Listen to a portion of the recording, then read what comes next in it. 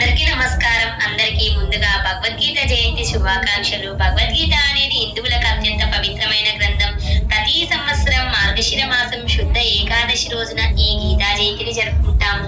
సాక్షాత్తు ఆ శ్రీకృష్ణ భగవానుడే బోధించిన జ్ఞానము సిద్ధాంత గ్రంథమైన భగవద్గీతలో వేదాంత యోగ విశేషాలు కూడా ఉన్నాయి. భగవద్గీతను మన వాడుక భాషలో గీత అని సంక్షిప్త నామంతో పిలుస్తాము. దీనిని గీతోపనిషత్ అని కూడా అంటాము.